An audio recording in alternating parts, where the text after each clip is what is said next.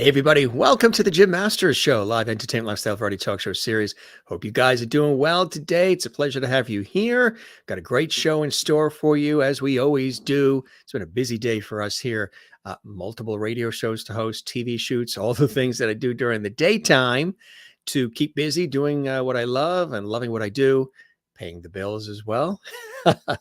Hope you guys are doing well. From wherever you're watching, morning, noon, or night, we have an international audience, our JMS Levity audience that watches from all around the world. We welcome everybody watching in the United States, as well as Canada, Mexico, throughout North America, South America as well. We have viewers in Venezuela and Peru and Argentina, Brazil, and more.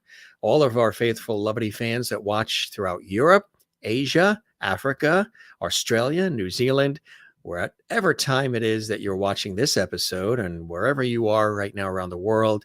It's so cool. It's so fantastic. It's so great that you can make us a part of your day here on the Jim Masters Show Live, entertainment, lifestyle, variety talk show series. That's a mouthful. You don't have to worry about saying all of that. I'll say it for you.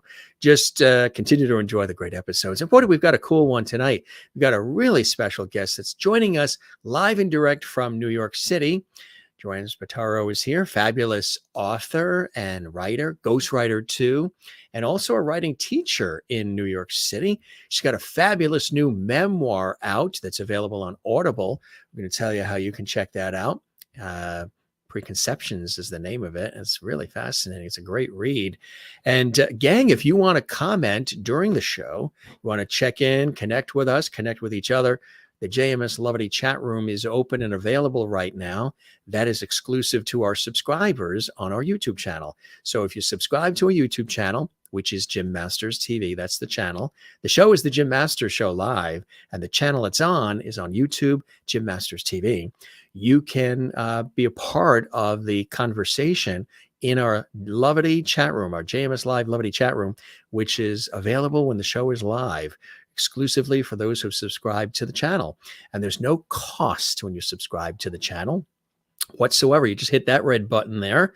We always show that so you know what to do and where to go. It's the red button on the YouTube channel. It says subscribe. When you click it, look what happens. It says subscribed, and there's no cost. It's easy breezy, and it's a lot of fun to be a part of the JMS Levity family, and that's exactly what you're a part of. Again, here is the book available on Audible, Preconceptions. Joanne Spataro is the author. And again, she's also a fantastic, this was a cool project, writing teacher in New York as well. Finish your content quick with the 60-minute fix. She's a whiz when it comes to writing and storytelling. And we're so honored to have her here on the show. And we're honored to have you guys here on the show as well. So why don't you put your hands together? She's coming to us from New York City. We might even sprinkle some of your comments along the screen here as well on the Jim Masters Show Live. So keep commenting away. I see there's a lot of comments there already. So that's fantastic. Nice to see the enthusiasm. Nice to have all of you here. We really appreciate it. Let's welcome Joanne live and direct from her home in New York City. Joanne, welcome to the show. Hey, Jim, how you doing? Fantastic. Fantastic. It's so cool to have you here. I know you're very busy, got a lot going on, and you even have a 3-year-old, you were telling me, and it's post Halloween. So I guess the house is filled with candy. Filled to the brim with candy. Yes. Now it's meant for a child, but does parent end up sampling some of it? I can neither confirm or deny that. Right. There's only a little chocolate on your cheek right about Just here. A little, right. Don't even look at it. So welcome. It's cool to have you here. Thanks for being a part of the Jim Masters Show Live. We have a wonderful mutual friend, the extraordinary, legendary fashion designer extraordinaire. We love him. Lucas, who's watching as well from his home in beautiful New Jersey, the Garden State. Yep. So we're all here in the New York tri-state area. And I think it's cool that you do what you do. Tell us, for you, were you always writing as a kid? You know, when you started out, were you always doing pen to paper early on in school? Or when did this writing bug happen for you? Yeah, it happened very early on for me. So I was in kindergarten, and Mrs. Hicks, our teacher, gave us this assignment to write a book. Like, like at a kindergarten level, right? We're not going to write War and Peace as kids. Um, so I decided to write a little book called Sailboats, which I still don't really know why I did, because I'd never been on a sailboat. So I don't know why I picked that subject, but I did. And I did it in this very heavy, like, blue marker. And it was sailboats, and it was a little bit of writing. It was cute. Blue So like the ocean water. Yeah. right in the ocean water, right? And so Mrs. Hicks was so taken by the work I put into it, because I think I was pretty, like, determined to write it. I was very meticulous, that she actually took it with her to one of her teacher conferences. Like, I, at the time as a kid, I mean, it could have been anywhere, like, Aruba. I don't know. Like, she just, went to this teacher conference. It sounded incredibly, like, wild and far flung. And when she came back, she said, "Thank you so much for letting me take your book, because your book is the only one I took from the class to the Wow. conference." And I Wow. just felt so, like, gassed up from that. And Yeah. she said, "Thank you so much," and gave me a gift. She gave me this little pink jewelry box filled with a ring, a necklace, and a bracelet with these little blue flowers on them, like the blue sailboats. And Wow. that's when I was like, that was like my little reward for writing. And I was like, okay, I'm hooked. And that was kind of it. I like the way you said, and that was kind of it. That was perfect. I mean, Yeah. what a beginning, what an exposure to writing, and to have it so well received so early on is very empowering, especially for a child. And I've always enjoyed writing short stories myself, and have become a journalist. I wrote for the school newspapers, Yep. radio, television stations as well. Still love to write script and copy and everything. But when you get that early inspiration, I remember, I don't know if they did it when, did you go to school in New York City? Where did you end up going to school? I In spent a little bit of elementary. time in the South. So I went to school, kindergarten through second grade in the South, but then I was homeschooled for like not 20 years. What the heck? Homeschooled. That'd be a very long time. Too long. I was going to say, was there Yeah. a particular grade you stayed stuck in because you just liked it too I much? just couldn't figure out algebra. Oh my gosh. No. Third grade through high school. I was homeschooled. So I remember in elementary school out east on Long Island, Mrs. Blam. Mrs. What Blam. Blam? What a name! We had Mrs. Blam, and then we had Mrs. Post in elementary school.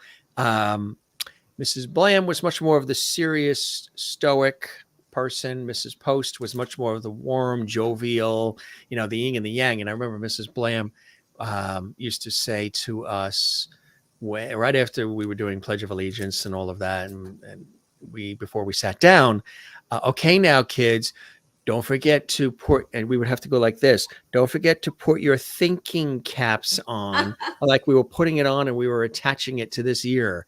Put your thinking caps on before the day started in elementary school, which is still a cool thing. I don't know if they said that in the South when you were going to school, but it's kind of a cool thing. And all the kids would do it.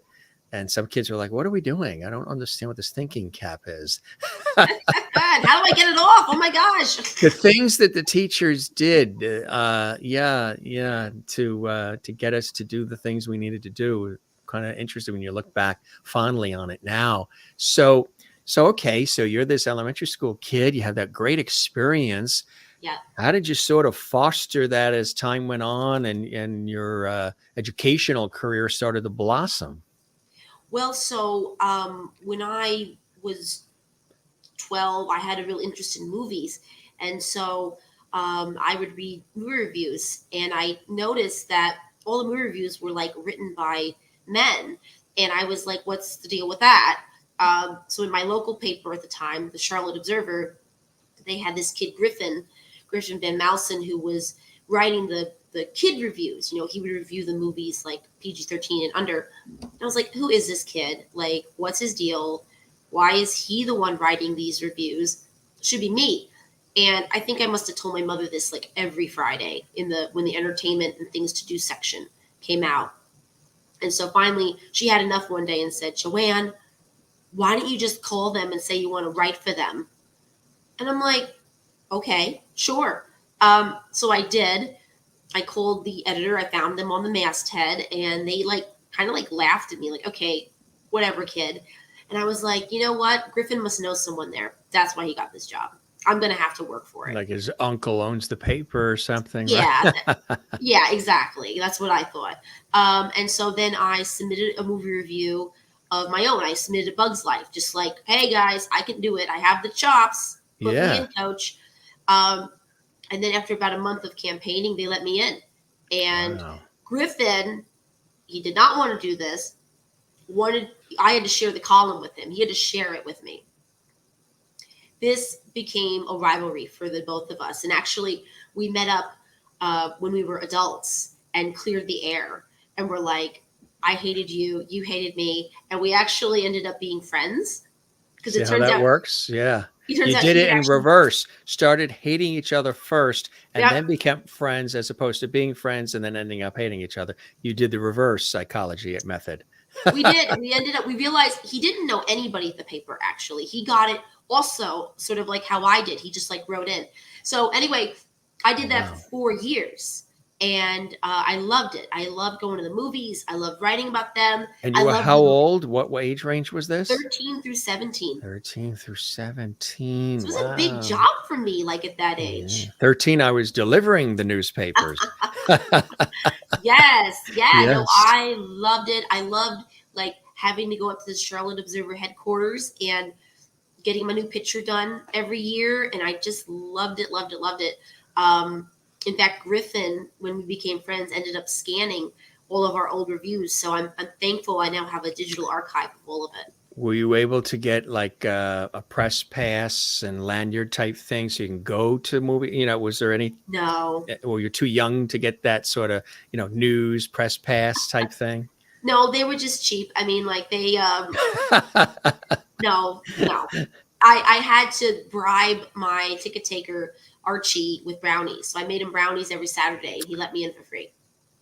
So you couldn't get the lanyard with the news press pass, but you can have a lifetime supply of Hawaiian punch.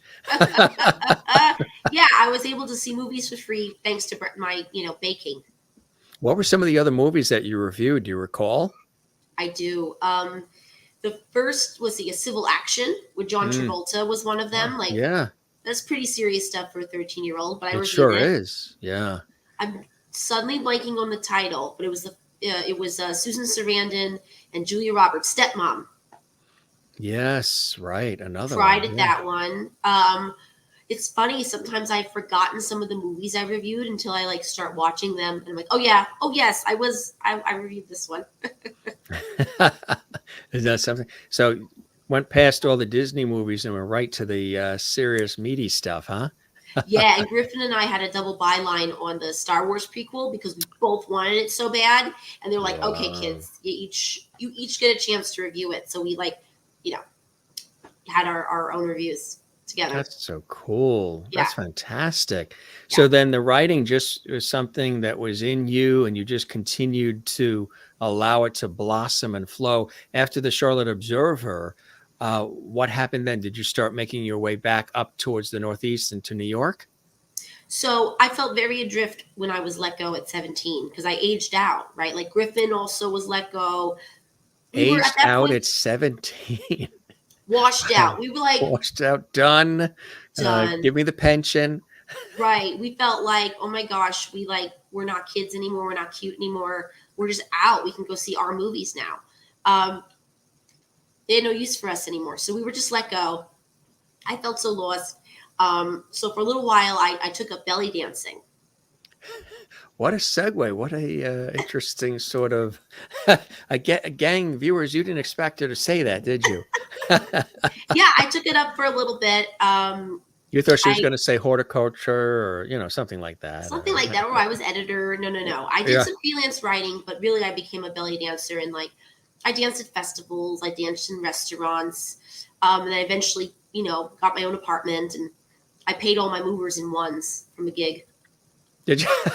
In I did. ones. I was like, here you go, thank you. And then my mom just couldn't take it anymore. She was like, okay, no, you need to go be a paralegal. It And I'm sounds like like, she said that before when she told you to just call the paper. sometimes Your she just mom can't, can't take it anymore. she can't take it anymore. She's like, all right, you're done.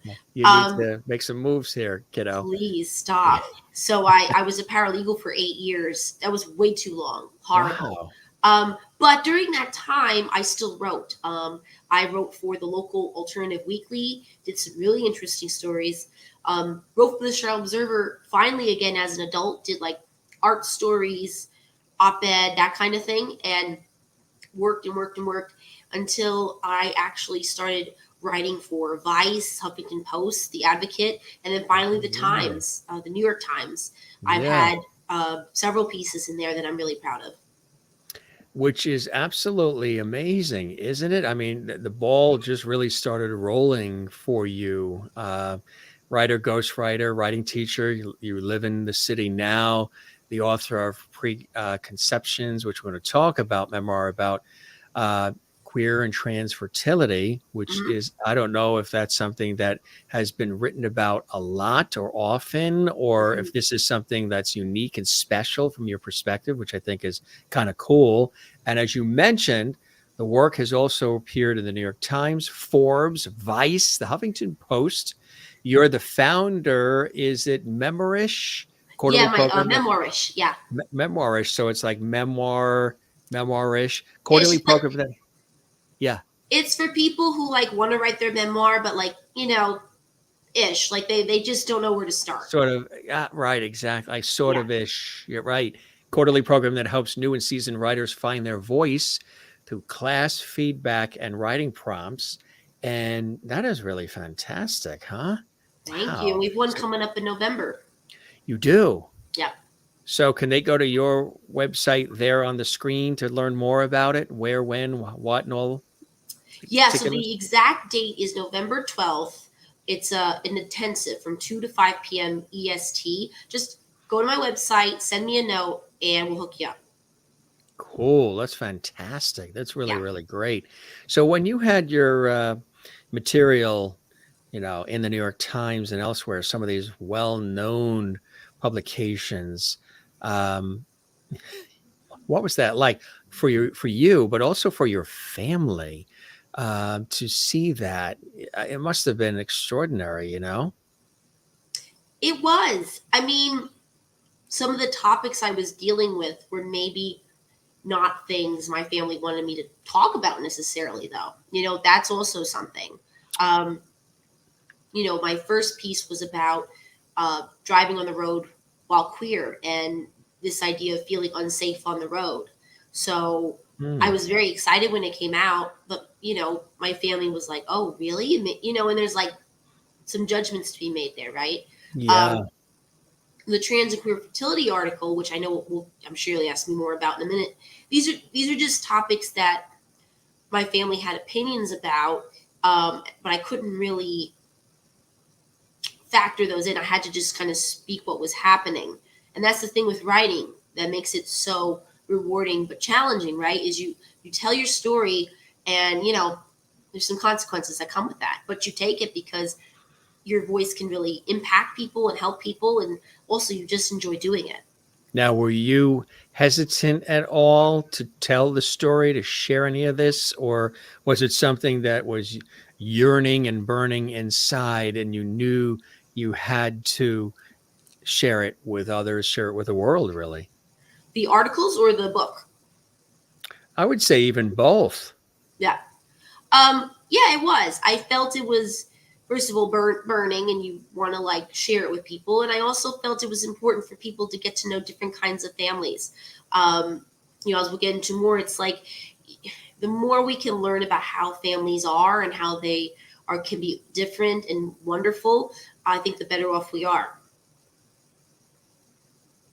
That's well said. So when you wrote that very first article, what was the response? How did that go for you? Was that like a Well, hurdle for you to get that first one out and then it just flowed out of you from there? How'd that feel and how'd that work? it was amazing. I mean, the first one was in Sunday Review, And that was huge. That was a major compliment and wonderful. You can't really read the comments sometimes. Maybe your comments, because you have fabulous viewers, but on the New York Times site, it could be tough. So some people were like, "Oh, that didn't really happen to you." Like the article is about being followed in a car. That didn't really happen to you. You misjudged it, and it was hard to be sort of gaslit in that way because it's your story, right? And I've seen this happen to other writers too, where people just kind of tear you down, and you just have to kind of, in a weird way, get over it. That people are going to have their preconceptions, right? The name of the book, but they're going to have their preconceptions about you, and you can choose to either let that sort of stymie you and let that kind of hold you in place, or you can just go, okay, all right, and just keep moving along. And that's what I've chosen to do, is just keep moving along, keep telling your story. So the memoir itself, tell us about that writing process. What was that like? How long did it take? And was it hard for you to get going and get started with it, or to know when to put the last period on the last sentence? I know some people say getting the first few words on paper is hard. Others say, gee, knowing when to cap it and say, okay, I'm done. I could stop here. I've done rewrites. I've done everything I had to do, but I can put a period at the end here. And then I actually had one person say the hardest thing for them was the middle, Yeah. joining the beginning with, they had an concept of the beginning. They had an idea of what the ending of it would be, but it's linking the two in the middle that they found a little difficult. How about for you as far as the writing process and putting the memoir together? Well, so I've been writing the memoir in pieces for about 2 years before it turned into a book. So I've been writing it and workshopping it in one of my memoir classes. And a piece of that became the piece Trans and Queer Fertility in the New York Times, officially called Adventures in Transgender Fertility, if I'm not mistaken. So my wife and I, we had a biological child together, and it was not easy because my wife, who is trans, had to get off of her hormones. So when I wrote that first article, it was hard because we were actually in the middle of it, right? But I felt it was important to just write from where I was. And then the pain associated with trying to have a child together meant just sort of pages of writing for me. And I would write about different episodes in it, and also just different episodes in my life at the time. And I would share it with my own writers group, which I called Write Club. And, what's the first rule of Write Club? Right. So I'm talking about Write Club. So they were a really good sounding board for me. And we would drink wine and eat cheese. And they would hear basically what would become the chapters in the book. And I would just workshop them and all of that good stuff. And then Audible came to me and said, "We like your New York Times piece. We would love to, see your book proposal." And I had that ready to go. And so we went back and forth, and eventually it became a partnership to write this memoir. And by that point, I kind of just put it all together. I had so much material by then that I was able to put together and turn it into a cohesive, pointed, poignant, funny, heartwarming story that people could listen to on their way to work. They could see me exactly where I was and hear that in my voice. And by the way, also hear my wife Lara's voice, and also hear our original music, because we have a band called Joe Ra. So they're getting the full experience through my voice and through my words and just the multimedia experience of it. And that's why it was very exciting to bring the book to life in this way as an Audible original. Of all the things you've written, many, many things, and like you say, for everything from the Charlotte Observer to that first fabulous work for your elementary school teacher, all the way on to the Times, Huffington Post, all these others, where does this memoir sit for you in that cascade of incredible material? Is this a pinnacle moment for you, a seminal moment sharing this, and what are some of the hopes, takeaways that you hope the reader gets from it? And is it designed as well for a specific reader, or would anybody who reads it get some various nuggets just about living and life from the book that they would appreciate? I think everybody can read the book, as a good author would say, but I think that different audiences will get different things from it. For example, if you are already an LGBTQ couple or family, I think you're going to feel affirmed that it's not always pretty trying to become a family, but it's always worth it, right? And see themselves in me and Lara in the book. I think for people who maybe have some misconceptions or preconceptions about what does it mean to even have a family when you're in the LGBTQ community, what is that even like? I think people now have a better idea about how, um, you know, cisgender gay couples can have babies, adoption or surrogates, or, one person becomes pregnant. But I don't think they can understand what it means for LGBTQ people to have their own biological children together. And so I definitely think everybody can learn from it and learn to um, respect each other's backgrounds and differences, but more than that, to celebrate them and to tell more joyful stories that you can get through the hard times and actually has a really great ending.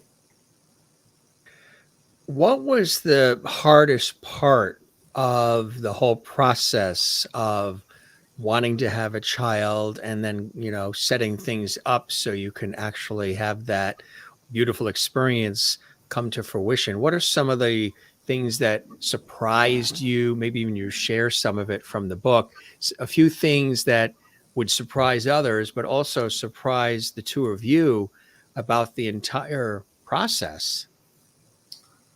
Um, that's a big question, right? But I think, how far will you go to have your own child? That is kind of the question, because along the way, I began doubting myself and going, maybe I shouldn't have even, wanted to have a child with the woman I love in this way. Like, maybe it's enough to either be together, or to, like, adopt, or, do something that's not um, affecting my partner so much. So that was surprising to me, because it was very emotional, but it was also very, physically and emotionally taxing every day to sort of watch the person you love just kind of dissolve, because they can't be on their estrogen. They can't do the things they usually do because they are, trying to sort of prepare their bodies to, have a child with you. And I would beg her, I'm like, listen, just get back on, the regimen there with your estrogen. Like, forget it. I don't want it. And she never gave up. She never said, nope, I'm tapping out, I'm done, which totally would have respected. Many other people have done that. But she did not. And because we both kept loving each other through it and really wanted to have a child together and loved each other and wanted this family together in this way, is how we got through it. And I don't think I knew that we were capable of that kind of enduring love and sort of marathon until you actually went through it and you look back and you go, whoa, I can't believe we did that. It's amazing, huh? And then you have your individual careers as well, too. So you have to blend that in and sort of work that through too, right? Sure. Yeah. I mean, it was tough it was good for my writing in that I had endless content, like just the idea of like what we were going through. But it was also hard because there was no peace in my life. I was always worried about Lara. We were new to New York. So we were, just trying to get our footing there career wise, like you mentioned. So it was a very confusing time. And I did find solace in writing when I felt like I couldn't express these big feelings. I could write them down at least and kind of feel a little calmer, given the days ahead. I would imagine the families were supportive as well, knowing that there was a grandchild, a niece, what have you, that was on the way. Um, no, I mean, my parents told me to stop. My parents said, don't do this. and that it's in the book. My mom said I was too old as far as having children is concerned. Um, but here's the twist: is that when I actually was pregnant, you know, and I finally told them, um, I said to my dad, I said, "Did you ever think you'd be like, you know, a grandfather?" And he almost cut me off and he said, "I thought I was dead in the water." You know, like, oh, so you just thought the whole, you know, the dream of being a grandparent was dead. So you didn't even let yourself go there. You didn't You let just yourself kind of, resigned to it, right? yeah. And so they love her very much. They love my daughter now, and I think seeing it actually happen is kind of what got them to go, okay, great. I'm glad you did this. But it honestly was an isolating experience for the most part. I had my best friend Fitz who would like send me cookies, and you know, we would talk on the phone, and we had Jonathan, who's now, uh, you know, my daughter's favorite uncle, gay uncle, and he was amazing. And you know what, Wayne, who's watching now, was amazing. I saw him, you know, every day when I was pregnant and was able to basically unpack all the things that happened when we were trying to have a baby. And it was sort of like, I don't know, like mutual therapy when I was seeing Wayne, and just we would meet and chat and be friends. So that helped. Was your wife's family supportive? On that side of the family, were they supportive? I think they were cautiously hopeful. I mean, you have to understand, like, Lara's doctors were even like, don't do this. You know, they were like, you're just wrecking yourself. Mm. So we didn't have a lot of support. And I don't think it was because people were like mean or malicious. I think it was just, it's not really done. You know, in fact, did a story for Vice about this, and another story, and including, you know, my New York Times story. And the doctor I was interviewing, I was like, well, how many trans people take this to fruition to have a child? And he just laughed at me and was like, nobody. You know, it's, I've only met a handful of people at that time who were doing it. And it was only since the book came out that now people go, oh, I'm trying, or I'm that. And I'm like, oh my gosh, I could have really loved talking to you when I was going through this. So it's not very well known, but it's out Were there. there right, exactly. Were there others out there, celebrity or otherwise, that inspired you? Others who already went through the process, already have the child or children, who you've followed, who inspired you? You both? Um, I think it was a matter of Male or female? Yeah. celebrities that sort of just made me happy. And like the Queer Eye Boys always made me happy. Like to watch their show, the about being sort of positive, you know, acknowledging things can be hard, but you get through it. You know, there wasn't anybody I could relate to who was maybe in the fertility journey like I was. You know, there were other trans people who had tried to do it, and I sort of felt for them in, you know, in community with them. But taking it to this end that we did, I couldn't find anybody like me. So I think it was more like just getting the support or the, you know, the encouragement from celebrities like the Queer Eye Boys, or just really positive people that were like, just don't give up, and it's going to be okay, and sort of almost some distraction, just like something funny or fabulous. That's kind of what kept me going. I would imagine too, one of the things that you'd have to plan for if it's something that one is considering is the expense. I'm sure there's a lot of expense involved as well, right? There can be. I mean, we were lucky in this case that we didn't have to do like IVF or in vitro. I mean, those can be very expensive. IUI, we didn't have to do that, as people see in the book, you know how it happened. But like, we didn't have to do that. What was expensive, honestly, for us was the emotional and physical toll. And Lara also like was not, you know, didn't was not up to the task of doing her usual work and having the career that she had. So in that way, I had to shoulder a lot of the work. Was she Um, a writer as well?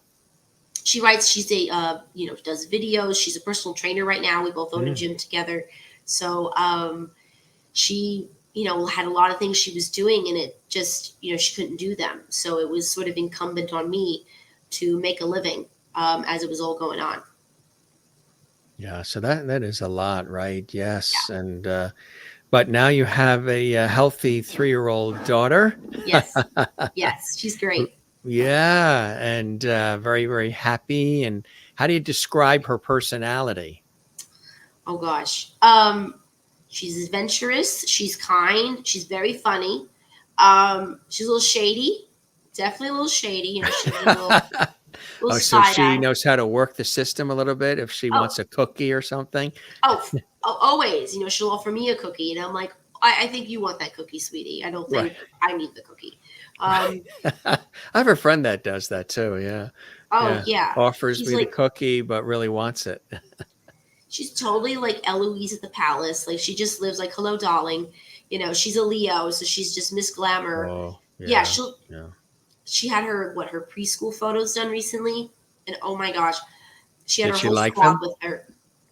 It was me. It was her Manny, her man nanny, and it was her Aunt Lauren, and we just like made sure her hair was everything, outfit was everything. We went to town, so she's used to a certain lifestyle now.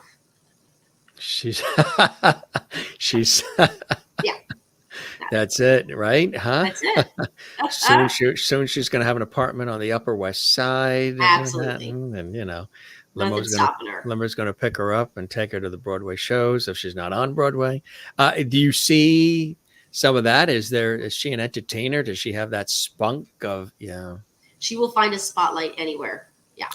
Really? Yeah. Yes. She's only 3, but is she writing a little bit? Do you see some of that sort of? She likes telling stories. She She's likes a taking the book. She's like, storyteller. I'm gonna tell a story, and she does. And I think it's because Laura and I do share a lot of stories. We read to her a lot, so that's already in her. Like, you know, the day I brought her home from the hospital, I was yakking. I'm always talking like this, so it's inevitable. She's gonna be some kind of storyteller, whether it's through writing or she likes to dance, she likes to paint. Who knows? Mm.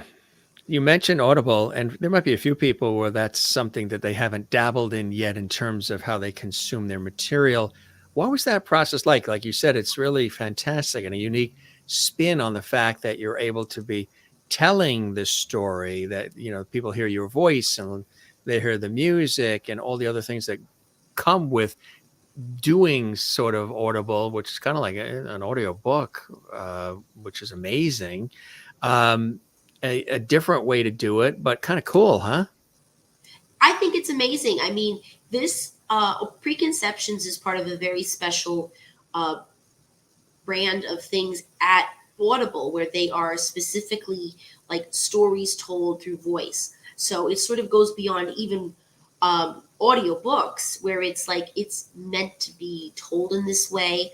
I wrote the book, and then it was sort of adapted for talking, and I think it's really neat because I like to write and I also like to talk. So it's sort of a perfect way for me to get the story out. That's cool. You like to talk as well. Yeah. Well, I mean, what New York person does not like to chat a bit, right? I think it also, like, if people say, well, oh, I wish I could read your book, I just don't have time. I'm just like, hey, you can listen to it on your commute. You know what I mean? Yeah, So that's it's the like, thing. That's what's great about them, yeah, you right? can listen to it in bits and pieces or all the way through, like anytime you want. What's the response been thus far to it? And is this one of the first, or are there many others out there that have covered this topic from your research? And what has the response been so far? And congratulations on it. Oh, well, thank you. I mean, it's been great. I've been getting great reviews and feedback, and, people saying, thank you so much for telling this story. People who maybe don't, there's always going to be someone who doesn't like something, but I don't worry about that. I really worry about the people I've impacted in a positive way, or just gotten them thinking. A lot of times people will not ask Lara questions about like transacranial fertility because they're afraid of saying the wrong thing, right? Well, with me, they feel like they can be a little more open. They can make a couple of mess ups maybe with their verbiage or how they say things. And I'm not going to judge them because I can see they want to learn. So I like that the book can be an entryway for those kind of conversations with people. And it has been.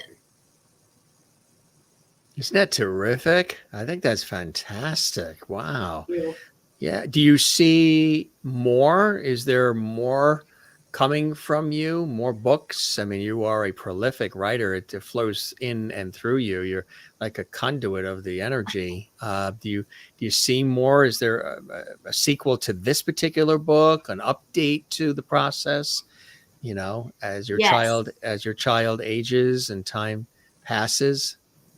Yes, I'm actually working on my second book right now. You are already. So, yeah. Somehow I had that feeling. You knew. Yep. I You said knew. there's more to the story. We're looking at the cover right now. Kind of cool.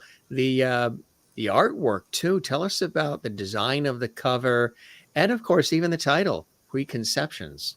Sure. Well, that really is me pregnant. That was a picture Lara took of me the day before I had my scheduled C-section, and I really didn't want to take it. I felt like a balloon or like a blimp, and I was like, nope, I'm good. I don't need this picture. But also, I hadn't really done an official maternity shoot, and I wanted to give like that Demi Moore on Vanity Fair look. And Oh so, yes. Lara, we almost forgot to do that. So like, okay, let's just do it. And so when we were trying to figure out the cover of the book, my editor and all that, I said, well, I've got this picture, and this incredible art director from one of the big houses did it. And I'm just so blown away by it because it conveys so much about the book in one image, looks like me. And yeah, I'm just so happy with it. Preconceptions is a title I had um, for a long time. I am a big fan of like dad jokes. Like I make a lot of puns that could, be cringy, but like, oh no, Joanne, don't go there. But preconceptions, I was like, oh, this is the story of what happened before we conceived a child. So it just felt like the right title, and it kind of stuck. Isn't that fantastic, huh? So Yep. when did you I love your laugh. When did you know, and when were you comfortable with, again, the last period on the last sentence? When did you know you've told the story fully up to as much as you wanted to share now with Preconceptions? And when did you know you were comfortable? And did you have a lot of rewrites too, or did it flow right through and boom? How did you know when to say you're comfortable with it? It's good. It can now go, you know, to the publisher and let's get this out. I think the last time I read it through just on my own, I was like, and I sort of got a little teary at the end. I was like, okay, I think I did it. I felt really good about that last line. I mean, I felt like, yes, this is good. I think I did what I need to do. And I Did you think have that other was, people review it too, or did you have other people look at it before you were finalizing it, or was just the two of you? yeah, I had my friend Jenny look at it. My editor looked at it. And yeah, I felt good about it. At that point, I'd been writing it for like, you know, 2.5 years or, pieces of it. So I felt like I'd included what I wanted to say. That's cool. That's fantastic. So Yeah. the response has been good. People are saying they're probably honored that you told the story and that you're sharing the story, because not everybody would have the fortitude to be able to share such an intimate and personal story about their lives, regardless of what the topic is. Right. Just sharing, the personal nature of their life in such a deep and authentic and real way, where you take people on the actual process, on the actual journey in your memoir. Yeah. That must have been very cathartic and therapeutic for you as you were doing it too, huh? It was. I wanted to tell the story because there are, and there should still be, there are a lot of books that are by and for, cis, straight women who are going through infertility and all that. And there should still be. I don't think there should be a cap on somebody who writes a book, right? I believe there is opportunity for everybody. But, there comes a point, at least for me, I never saw myself in those books. I'm not straight. I don't conform to some binary. All of that. And so for me, I was like, I need to be out there, but I want to be out there as myself. I'm not some science experiment. I'm not like overly serious either. You know, a lot of people can be sort of, they don't want to tell people their story because, well, first of all, they fear what people will say. People will say a lot of wild things, and I have been told to my face a lot of wild things. But I'm like, you know what? It's worth it because I want people to see that I'm a regular person. I don't need to prove it to you, but I am, and I have a fun life, and I have things that I want for my life. So this is who I am. And that's just it. I don't need anybody's approval, but I want to be able to tell my story just like everybody else. And your wife, the same thing. Does she feel the same way as far as her life and being as open and authentic as well? I think so.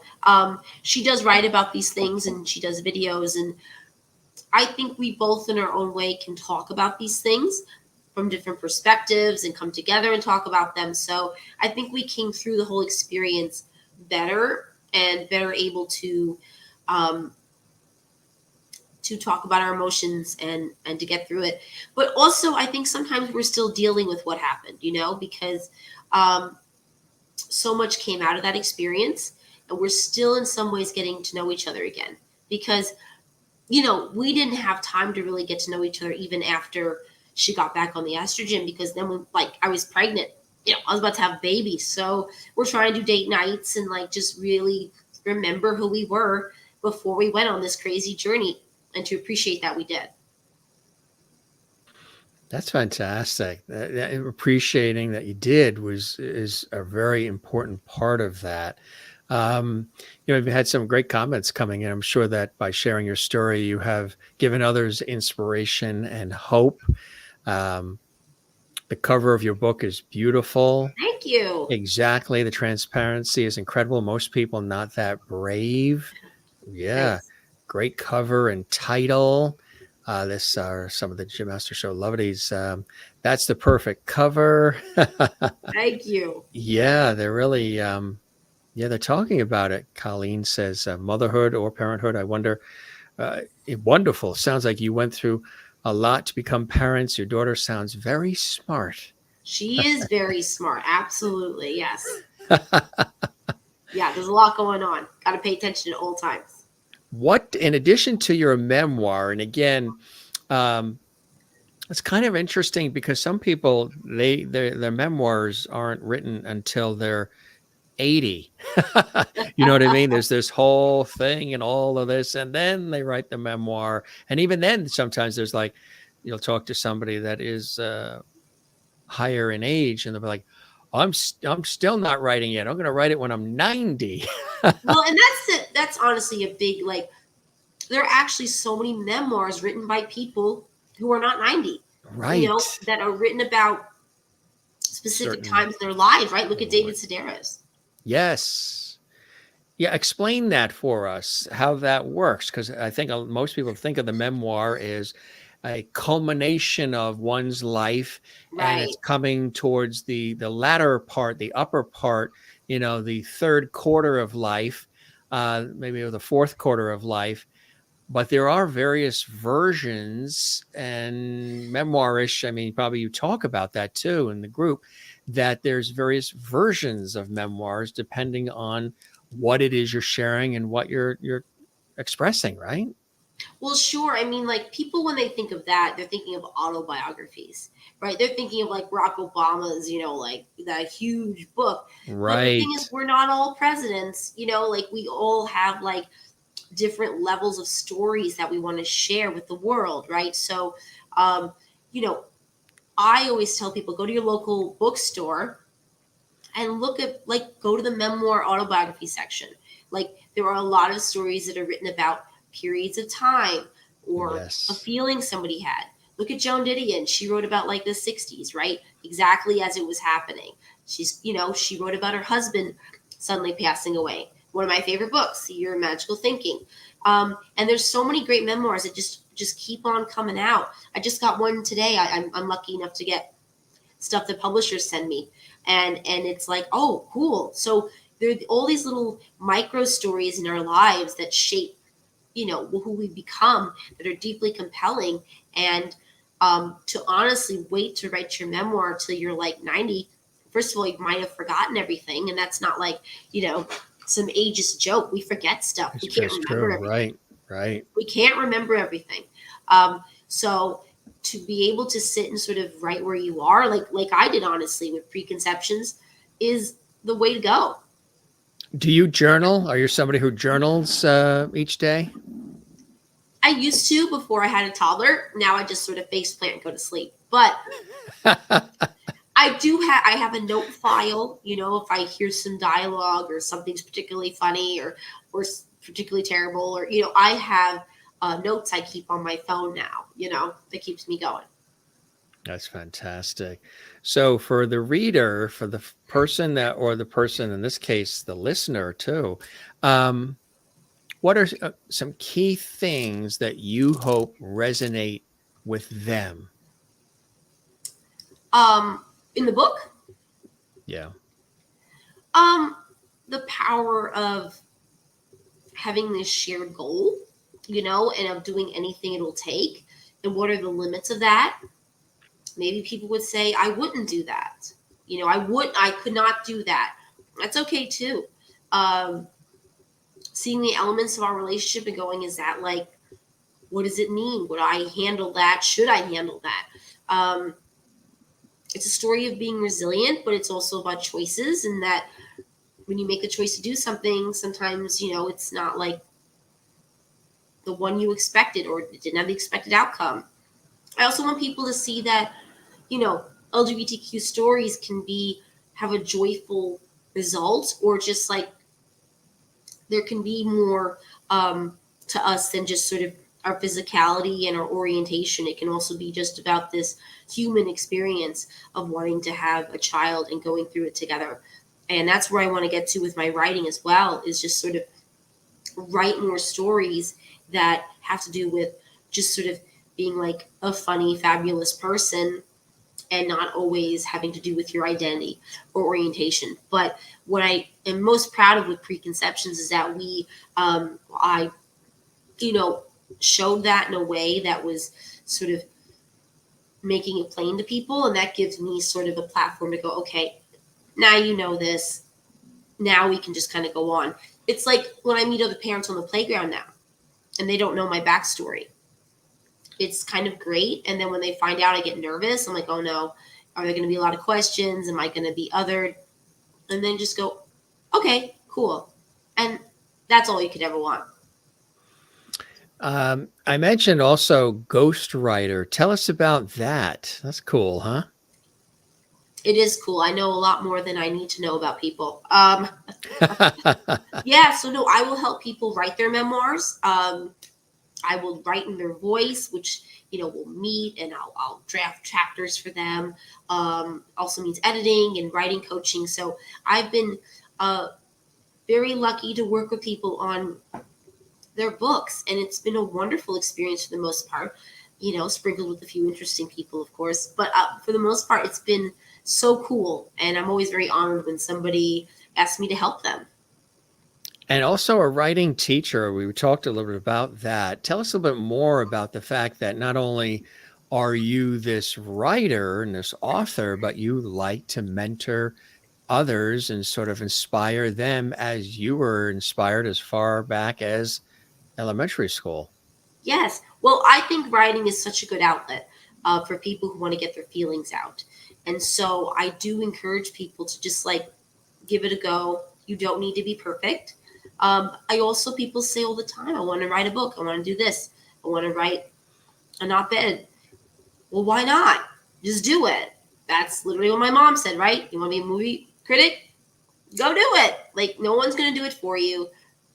You don't want to be like, you know, almost out of this world, and then it's like you never did it. You want to be able to say you left your mark.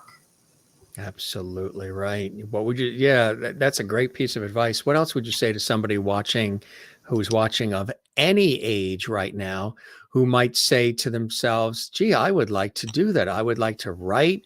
I would like to kind of do what I see Joanne having been able to do. What would you say to encourage them? Because it could be very daunting for them in the beginning.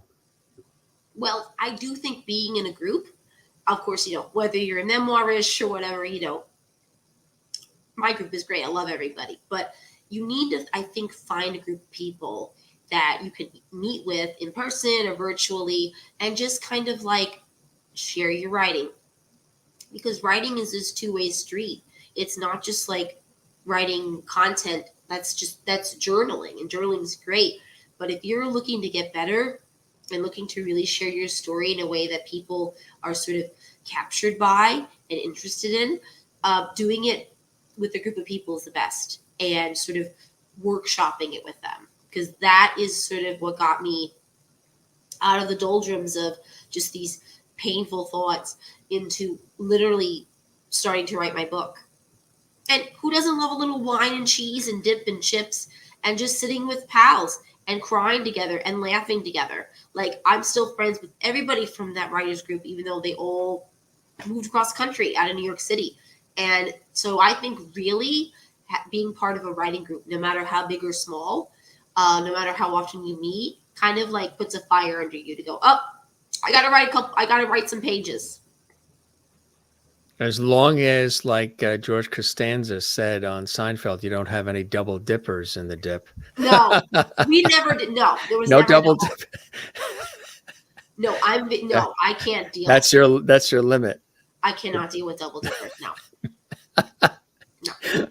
Maybe you should write a book on that, huh? The art of double, the whole thing about the double dipping.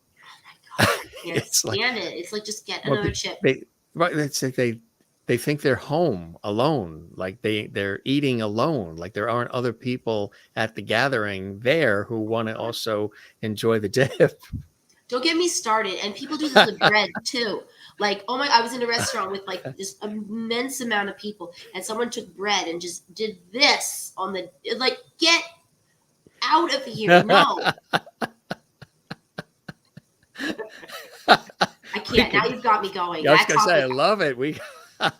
You got me going. I hate it so much. What are some other things that irk you? Since we got you, what are some other little things that of daily living that sort of get you? Oh my God, when people are too close to me. Like when you're walking in New York City, you're commuting, right? It's like you may not be in a car, but like, just get away from me. And the problem is, everybody's got earbuds in, and like, that's fine. I'm not going to like, if that's your thing. But the problem is people don't realize how close they are to you. And it's like, get out of the way. Like, you're making me crazy. They're breathing your air. I don't like it. I really don't like it. Yeah, that's another thing I do. I mean, there's probably many more things I don't like, but I like being in a crowd. I like New York City, so I walk. But it's like, follow the rules. Pass on the left. Like, come on.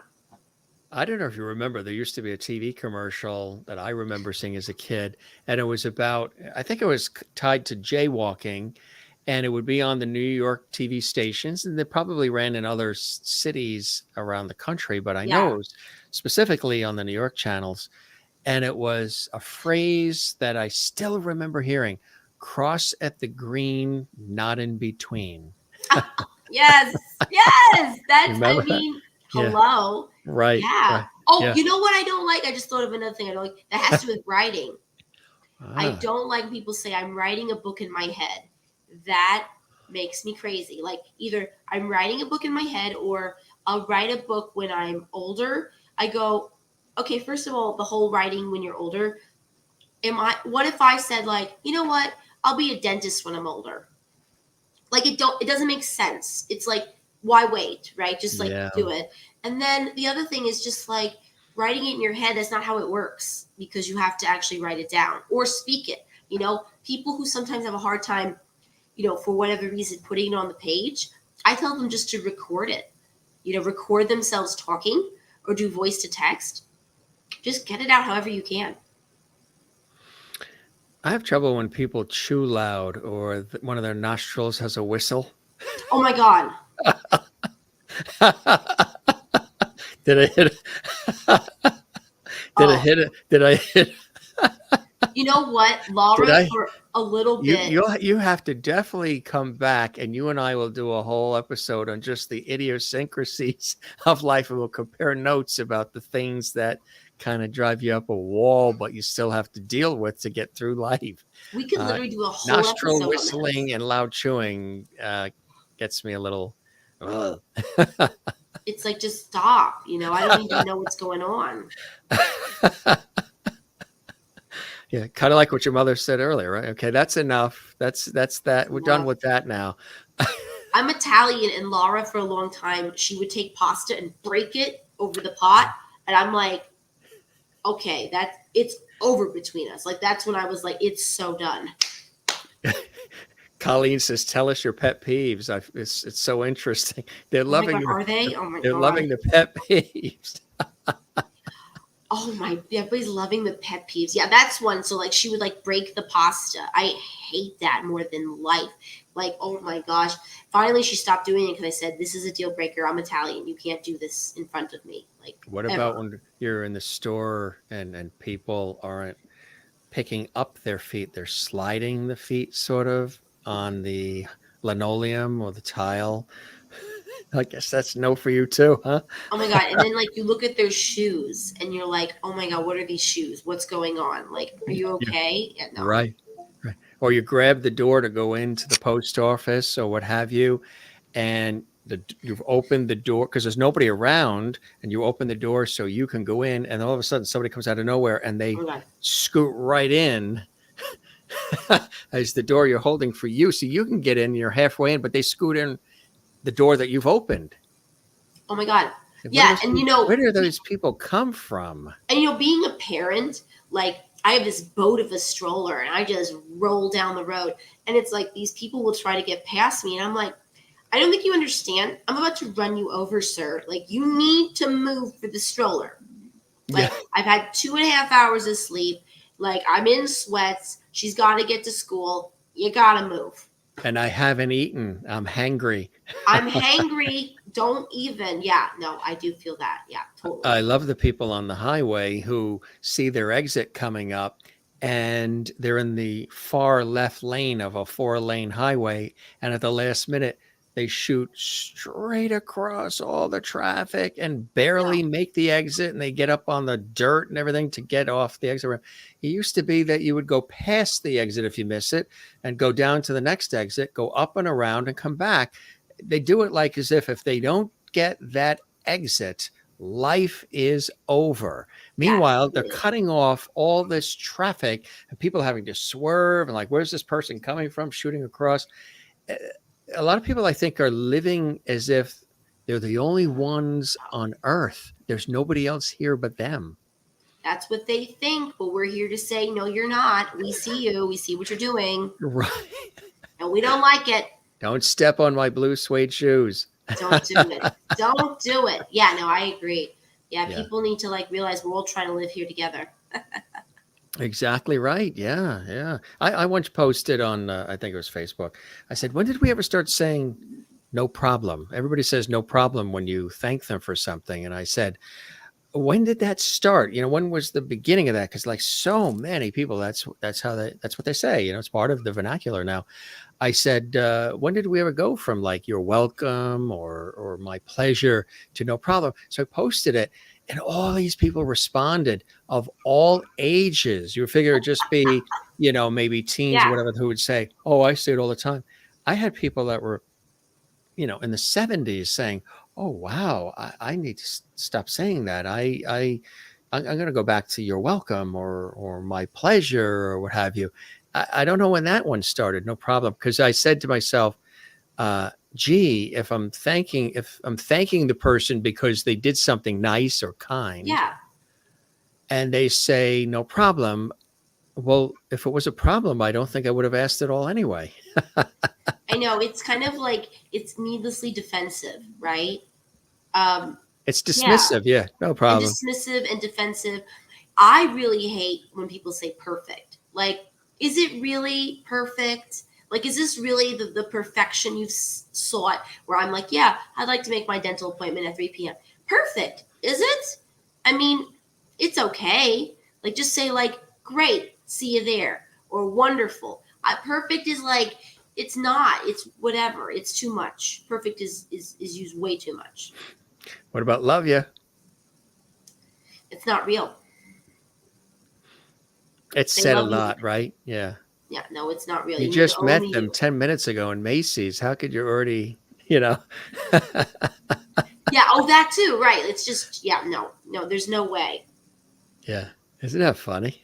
I know. There's so many little things that make us upset. Or no worries is kind of like no problem. Is Yes, that's another one. Yes, yeah. absolutely. And Yes. it differs. Like if you see no worries, period, that person's kind of mad at you. Then if it's no worries, exclamation point, it actually is okay. I learned about that, and then I got really worried about punctuation. When my hey, my friends, like I'd be like, hey, I'm running late. If I see a no worries, exclamation point, okay, I'm all right. But if I see a no worries, period, or nothing, oh man, I'm screwed. Lara says perfect is so passe. Oh, that's Lara. That's my Lara. That's my That's wife, your Lara. Lara. That's your Yeah. Lara. That's right. There And she she, is. I use and no worries. Laura, but are you using no worries without the exclamation mark? That's what I'm worried about. No, it's a little passive aggressive. Laura's sort of, sometimes she does that to people. She's shady. That's why the baby's shady. so the shady came from her and the funny and all came from you. Yeah, Doesn't exactly. use punctuation. Yeah, look, she just didn't do it now.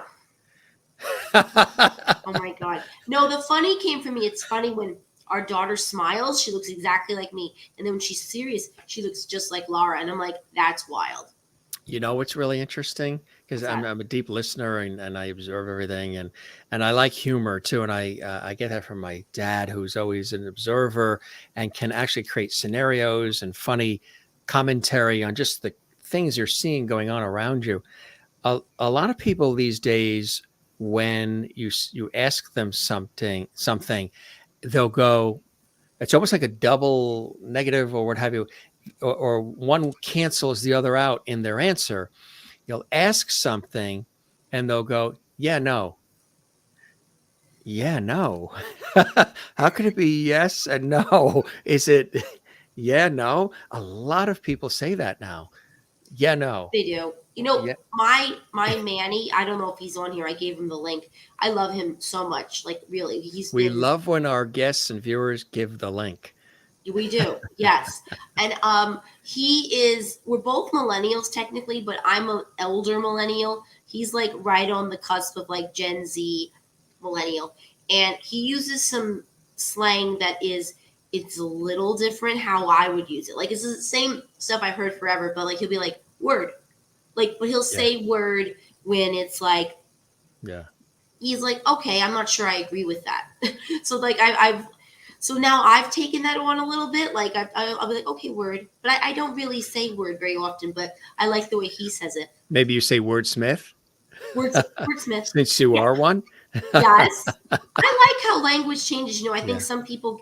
This Oh is yeah. actually not a pet Far peeve. out, groovy, you know. I like that language changes. I like learning about what people are saying. I think it's good. I think when people complain about how we use words, in the sense of like I don't know what's in and what's out and it wasn't like this before. I'm like, well, language evolves. That's what makes it exciting. So I actually kind of like when words can change like that. What's a word you think is overused? I've had friends and family and colleagues and even people that I've interviewed on this show and in my professional work on TV and radio. And they specifically, when they talk about Americans, they say, you Americans, there's one word that you use with everything that we don't necessarily use in Europe and Asia, Australia to the degree that the Americans do. And that is everything is always awesome. Awesome is Yeah, I think awesome and amazing. Those two. amazing, right? Too Amazing. much. I always tell people don't say amazing. Everybody always does. I Yeah, I take it do. out. You know what I do like in England, in Ireland, and Scotland? They say brilliant. That's I love brilliant. brilliant. No, Yeah, I love brilliant. That's really brilliant. good. Brilliant's a good one. That's a cool one. I This was is like, brilliant could be two different ways, right? Like brilliant or brilliant. r- Like you can sort of be sarcastic with it. exactly right. So it could be brilliant, like fantastic, or that's great, or of course your intelligence. You're brilliant. That type of thing. Wow. This is a great little extra bonus here, talking about the craziness of life and pet peeves and all the rest. Yes. What other kind of writing would you like to do that you haven't tackled yet? Because you've done so many kinds of writing, genres of writing. I would love to have a cookbook, baking book, entertaining book. I am like totally obsessed with baking cakes and entertaining. Last Christmas Eve, I did my first Feast of the Seven Fishes, which is very Italian, but I never actually did it, never grew up with it. And I was like, I am going to make seven, dishes with fish in them. And, or seven, whatever, dishes with seven fish in them somehow. And Lara was like, listen, you can do three. And I was like, no, I'm doing seven. And like, Omicron had just hit and it's like, no one's coming over, Joanne. I'm like, no, I'm doing seven fish. And man, I did. Like, I just did a whole thing. I did branzino. What did I do? Branzino, clams and spaghetti. I did a seafood pot pie with like three different kinds of seafood. I did mussels and I got there. So I also did this crazy Easter bunny cake for Easter that was like Wow. shaped like a bunny. And then this Halloween yesterday, I made this like pinata pumpkin cake that like when you cut it, Reese's Pieces just came out of it. So like Ooh. I would love to do an entertaining book and sort of like the big, family cookbook from sort of my perspective, from the perspective of, not just gay, but also like, making your own family, like a lot of the people I have in my family, I've sort of found for myself. And I think like that's cool to sort of add to the idea of people love Friendsgiving. And I think that's sort of well known now, but the idea of like, you could just do this for your whole life if you want, for different holidays and seasons. You can celebrate milestones together and just make it so fun. So that's my very long-winded way of saying that I just want to someday get this close to being like the Barefoot Contessa because I love her. That would be, yes, on Food Network and elsewhere. That would be really, really cool. What about screenplays and film scripts and television sitcom scripts and things of that nature? Would you entertain any of those things? Well, we're currently seeing if Preconceptions might be a show. So, Oh, hopefully stay tuned for that. We'll see. We're working on that.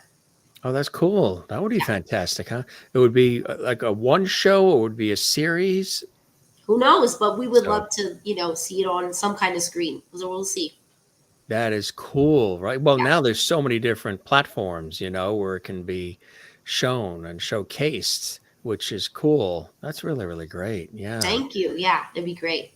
Colleen's loving how creative pinata cake. Wow, right on. That's cool.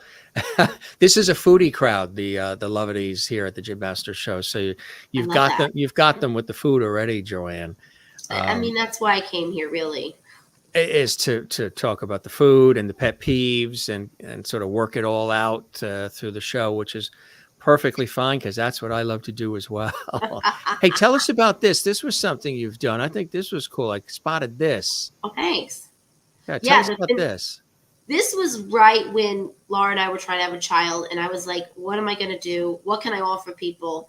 And so I came up with the 60-minute fix. And I was like, I'll fix anything in 60 minutes. And I think I did, or at least got people in the right direction. So for basically, an hour, we would take whatever writing they had and just really examine it and give them some direction. And I think, sometimes you just need an hour. Sometimes you just need an hour to go, okay, what am I really going to do with this? To get it from the out of the drawer to wherever you need it to go. Whether it was a memoir, whether it was like, copy on your website. I looked at everything, or even like an about me. Sometimes people have a hard time writing their own biography, whether it's for LinkedIn or it's like, I don't know, for a resume or whatever. Sometimes you need a bio. And I was able to help people with that and do it live because I can sort of write live, which is not always easy. And a lot of writers don't always do that. Sometimes they don't want you to see their work as they're trying to get through it. So I really am proud of the 60-minute fix. And I still offer, hour-long sessions for people who are stuck and, want to make some headway in their writing and whatever they're doing. That's really cool, the ability to do it live like that too. So is it done over Zoom and Yeah. things of that nature as well now? Yeah, done via Zoom. I was Wow. using Zoom before it became a thing. I remember when Zoom was a kids show on PBS. We're gonna Whoa. Zoom. Whoa, whoa, whoa. You're going way back now. Sesame Street, Mr. Rogers, all my public television connections. Oh, don't get me started on children's shows and movies. I mean, that's my life right now. Oh, that's right. So what is your child watching? She is watching a lot of Peppa Pig. Yeah, that's what we were for Halloween. So, Oh, like, really? yeah, I was Mommy Pig. Lara was Maddie Pig instead of Daddy Pig. And then, my daughter was Peppa, of course, because she has main character energy. And so I love Peppa Pig. It's like the only kids show I can watch and not want to like pull my hair out, like because it's funny and fun for adults still, and great for kids. Just leave it on and like you can Yeah. leave the room. It's fine.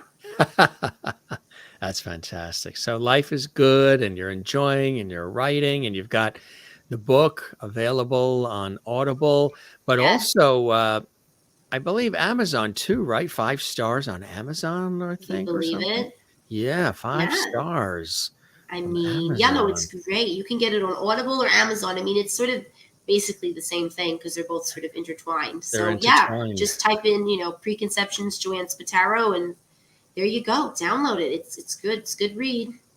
Absolutely. Well, congratulations on it, my friend. And this was really cool having you on the show and, chatting about the book and your passions and all the way going back to elementary school, which we like to do. George Burns is here. He always pops in towards the latter part of the Hi, show. George. Yes. And he wanted to say you knocked it out of the park. He thoroughly enjoyed the conversation and he wishes nothing but continued blessings and joy in your life. And he learned a lot with his cigar and his red pocket square. My aunt collected dolls, and this got passed down to me. She was serious Wow. about some real serious collectible dolls. So he pops on, and he hangs out down here with a cigar and his martini down below. Oh, that So sounds really good.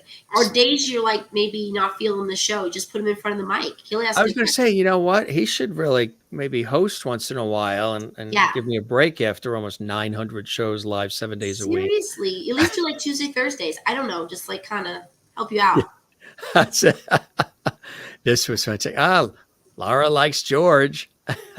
Who doesn't love George? Yay. Yeah. Maureen's said that her grandson used to be hooked on that kid's show to the point he spoke with a British accent. This is a real thing. So even my daughter, she says, please, like, please.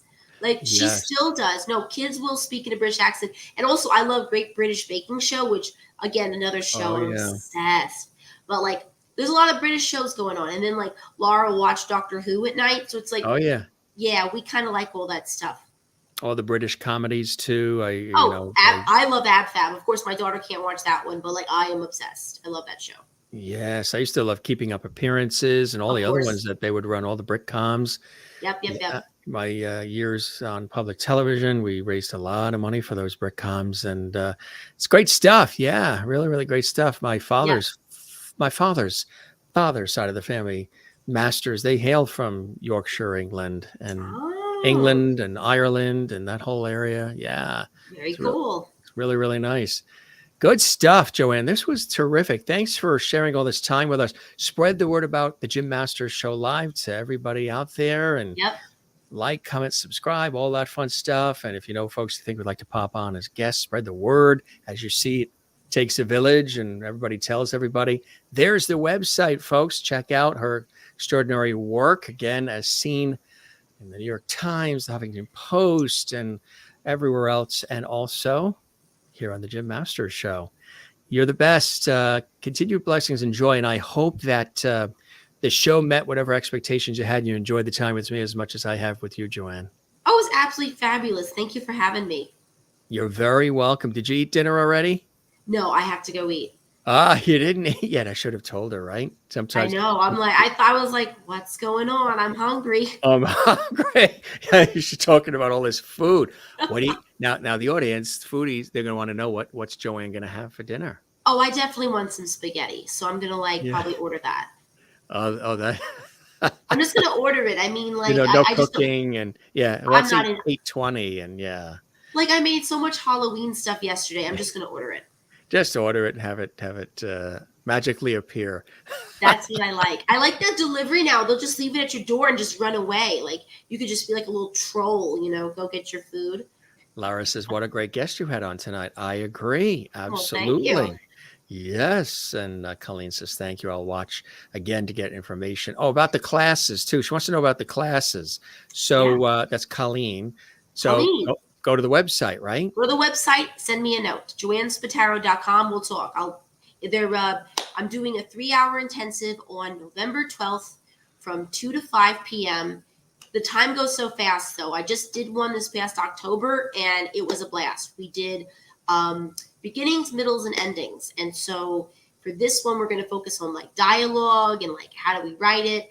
It's going to be so fun. You'll get writing prompts and readings. It'll be great. So Colleen, just write to me, and we'll get you in there.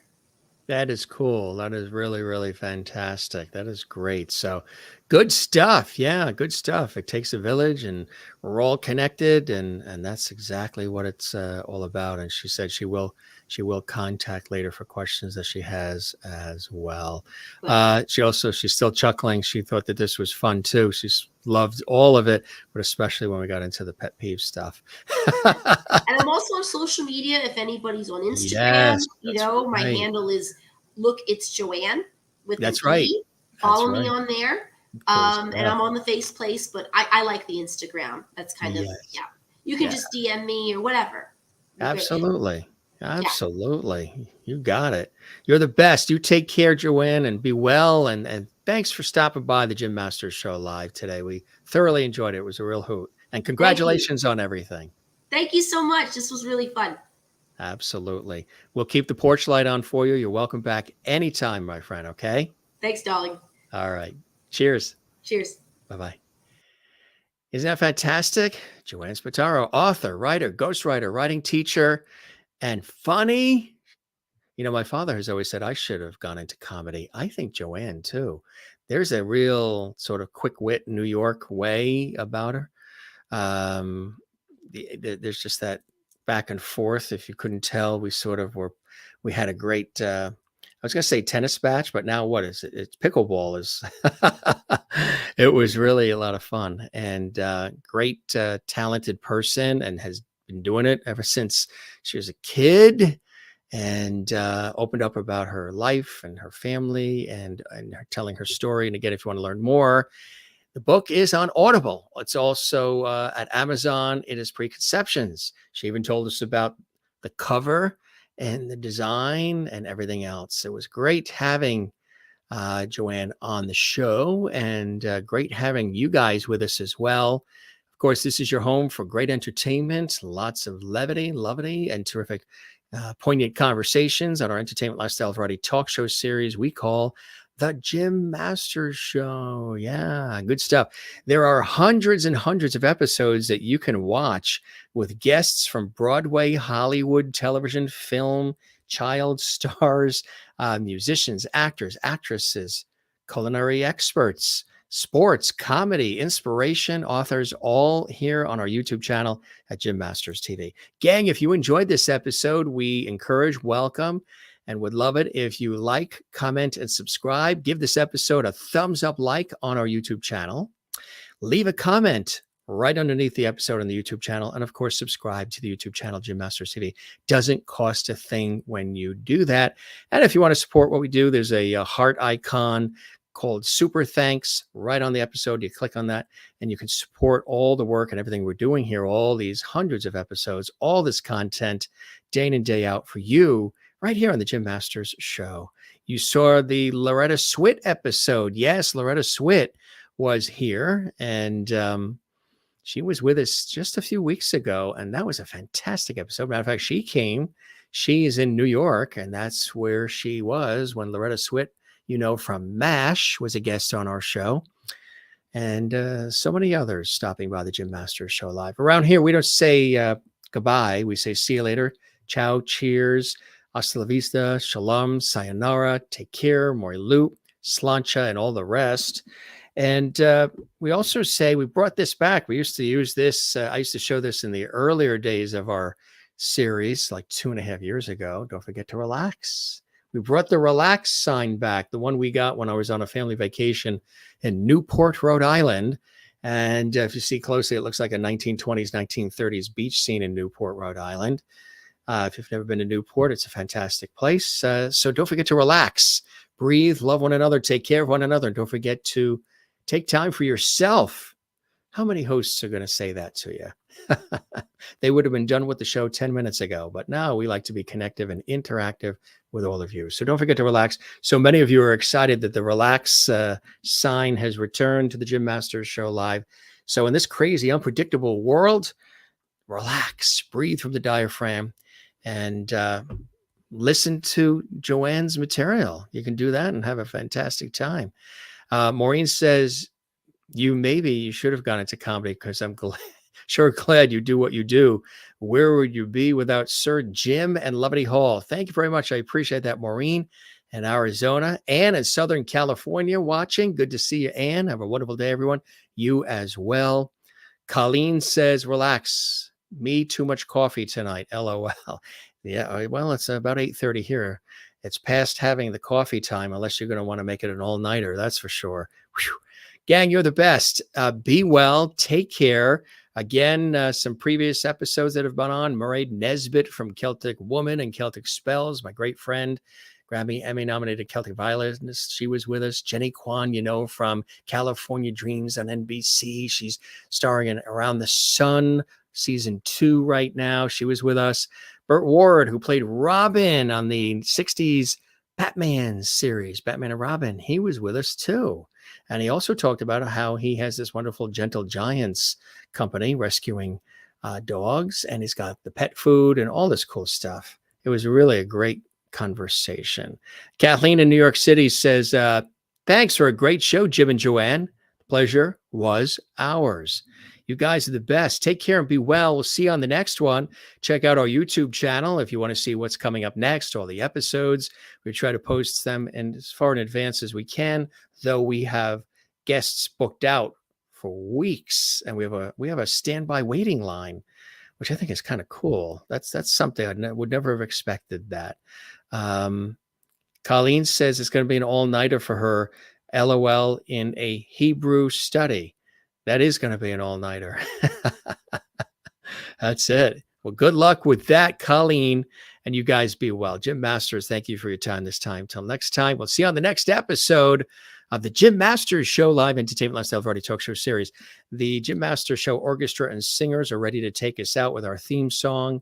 Like, comment, subscribe, and we'll see you again soon. Thanks for being with us. We love you all. Take care and be well. Cheers.